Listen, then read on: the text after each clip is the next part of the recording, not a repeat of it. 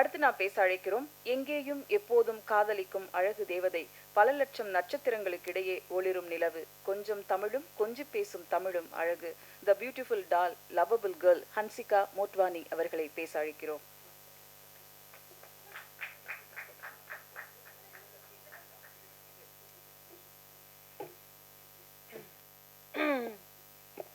எல்லாருக்கும் வணக்கம். நான் உங்கள் ஹன்சிகா மோட்வானி. கார்டியன் படம் female centric Women's Day release ஆகுது. Press and media as always உங்களுக்கு சப்போர்ட் வேணும். Rest, I think most of my colleagues have said everything. I need your blessings. Please come in the theatre and watch the film. I'm very, very happy to be associated with this film. Nandri. Thank you.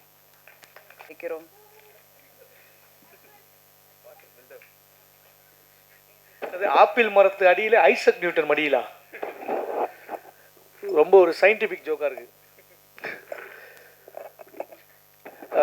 வந்திருக்கும் press and media ஊடக நண்பர்கள் ஒவ்வொருக்கும் என்னுடைய அன்பான வணக்கங்கள். இன்றைக்கி எல்லா செலிப்ரிட்டியும் வந்து Ambani sir வீட்டு ஃபங்க்ஷனுக்கு போயிருக்காங்க. நான் அங்கே போல் அம்பானி சாரை மீட் பண்ணாமல் அன்பான ப்ரெஸ்ஸை மீட் பண்ண வந்திருக்கேன். தேங்க்யூ. கூப்பிடல நான் கேஸ் ரவிக்குமார் சார் இருக்கார். அவர் சாரோட படங்கள்லாம் பார்த்து படையப்பா முத்துலாம் எத்தனையோ முறை பார்த்துருக்கேன். அந்தளவுக்கு அவர் படத்தில் நம்மளுக்கு ஒரு வாய்ப்பு கிடைக்குமான்னு எதிர்பார்த்துருக்கேன்.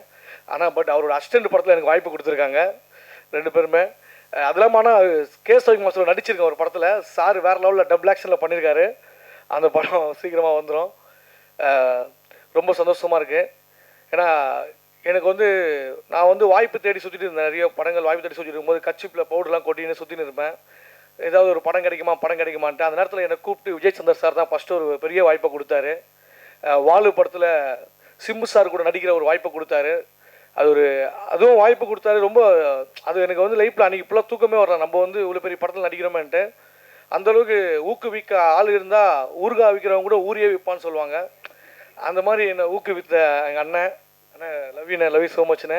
அதுவும் இல்லை, படத்தில் வர லவ் பண்ணுற சீன் வர வச்சார் எனக்கு. நான் ஒரு பொண்ணை லவ் பண்ணுவேன்.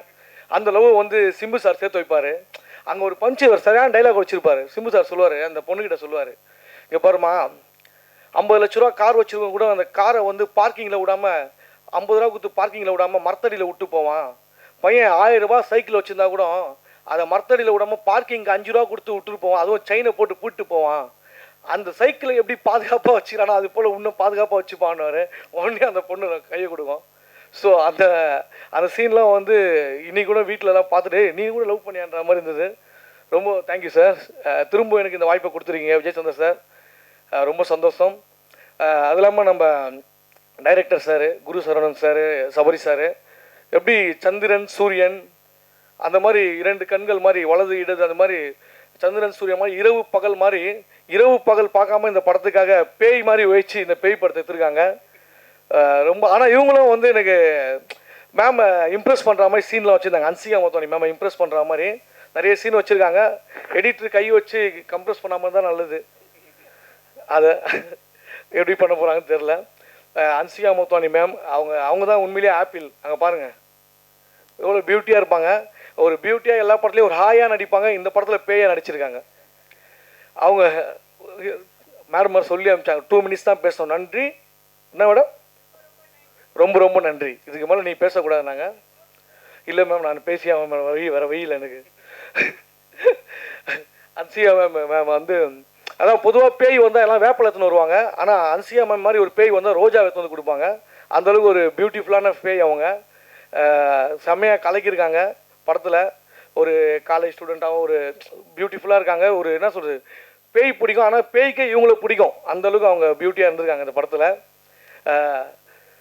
அப்புறம் என் கூட நடித்தார் இவர் நம்ம மொட்டராஜன் சார் தான் நடிச்சிருக்காரு என் கூட காம்பினேஷனில். அவர் கூட ஆல்ரெடி பாரிஸ் ஜெயராஜ் நிறைய படங்கள் பண்ணியிருக்காரு. டிடி ரிட்டர்ன்ஸ்லாம். இந்த படமும் அந்த மாதிரி காமெடி ரொம்ப ஒர்க் அவுட் ஆகும்னு நினைக்கிறேன். அவர் கூட நடிக்கிறதே ஒரு ஜாலி தான். நைட் ஷூட் எடுத்தாங்க. நைட் ஷூட்டு வந்து ஒரு மிட் நைட்டில் எடுத்தாங்க 2 மணி. சரியான பனி. அப்போ அவர் வந்து என்னங்க டைம் ஆயிடுச்சு விஜய் சந்தர் சார் நம்மளுக்காக பண்ணுங்கன்னாரு. உடனே அவரும் வச்சு ஓகே உங்களுக்காக நான் பண்ணுறேன் டைம் தாண்டி தான் பண்ணார். அவர் ஒரு வண்டியில் போயிட்டுருப்போம். ஆட்டோவில் நீங்களும் ட்ரெயினில் பார்த்துருப்பீங்க. ஆட்டோவில் போயிட்டுருப்போம். ஆட்டோவில் இதுவும் கிடையாது, கவரும் கிடையாது. மேலே கவர்லாம் டாப்லாம் கட்டிட்டு அந்த ஆட்டோவில் போயிட்டு இருக்கும்போது அவருக்கு தொண்டை ஏறுமே வந்து என்னவா அப்படின்னு நின்றுருப்பாரு. பனி மண்டை வழியாக போய் தொண்டையில் இறங்கிச்சு அவருக்கு. டோட்டலாக வாய்ஸ் போயிடுச்சு. பேசிகிட்டு இருக்காரு. நான் கம்முன்னு நேராக பார்த்துன்னு இருக்கிறேன். பக்கத்தில் இருந்து பேசிட்டு வாய்ஸ் அப்படியே கவ்விட்டு இருக்குது. அப்புறமா அங்கேருந்து டைரக்டர் கதை தங்கதுரை அங்கே பாருங்க சாரு அப்படின்னாரு.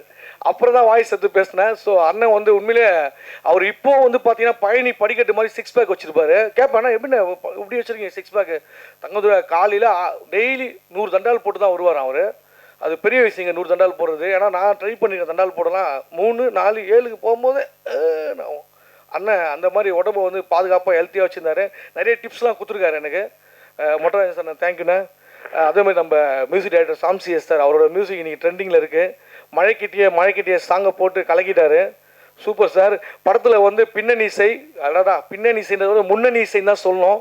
அந்தளவுக்கு பேயை வச்சு மிரட்டியிருக்காரு. கண்டிப்பாக நீங்கள் ஃபேமிலியோடு வந்து பார்க்குற படமாக இருக்கும்.